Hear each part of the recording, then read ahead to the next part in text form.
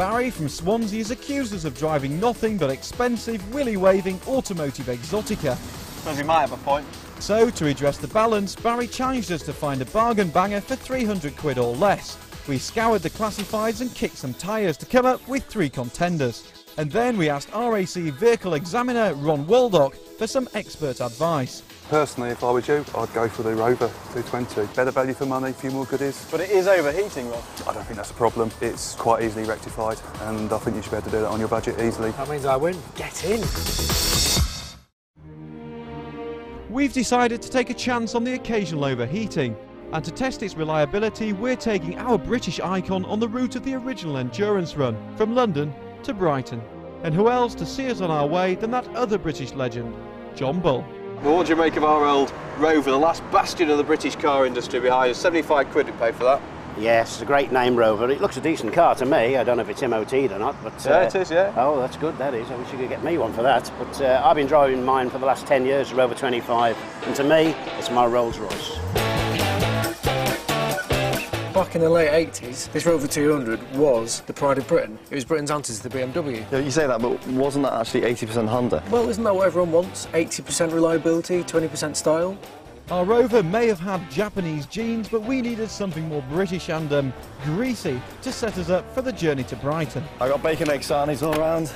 Oh, great stuff. Right, let's roll. Yeah, let's get on the road. That's just what I needed that done. Cheers, mate.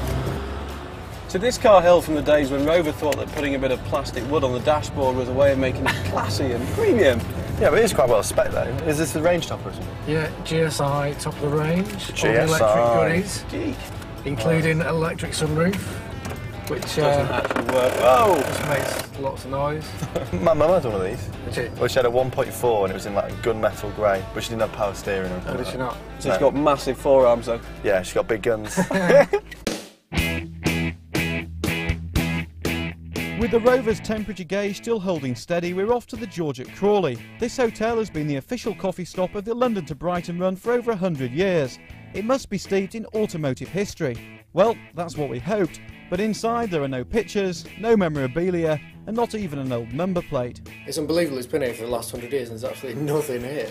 Meanwhile, back in the car park, the Rover is up to its old tricks. What's the problem, mate? Well, you know, we thought that it might have had a bit of an overheating problem. Yes. There's no water in the header tank. Excellent. You're joking. So how far are we going to get? Without any water, not very far. All we had were the bottles packed for the trip.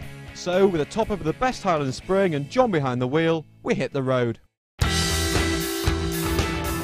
Good news, boys. Temperature sorted itself out. Let's just think for a moment who's the most appropriately dressed for a Rover car. John in the PVC jacket, Owen in a cardigan.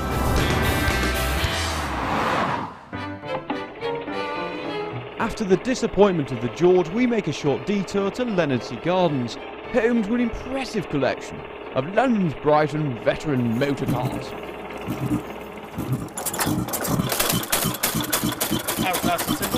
It's amazing. I might have that back. I might need it. Chris, this car dates from 1897, so it must have been one of the very first on the road in the UK. Oh yes, definitely, yeah. And what exactly is it? The bottom half and the engine and the wheels and everything, that would have all been manufactured by Daimler. And then it was shipped off to Stirling, who are based up in Scotland, and they would have built everything upwards. So how much would one of these have cost back in the day? I think new you could pick one up for about £450. £450 back then would buy you a house, which makes our 75 quid Rover seem like even more of a bargain. Well, in all fairness, right, this car has really surprised me. I mean, 1994, top of the range, it handles and steers quite like a modern car. The only thing I've really missed are all those mod cons. I mean, there's no aircon. I've got nowhere to put these things, which is just, I don't know how people coped. The average time for a veteran car on the London to Brighton run is around 5 hours. So far it's taken us 6, but we can almost see the sea. The overheating problem might have gone away, but then again, the gauge is now broken. Oh, so there's actually no way of knowing. So there's no way of knowing. Well, there is, because the steam will start appearing. Well, ignorance is bliss. And so is a 75 quid Rover. So here we are, by the sea. Here we are, the sea! I can see the sea, and we've made it. Astonishing. Astonishingly, our 75 quid car has made it without, well, only one minor drama.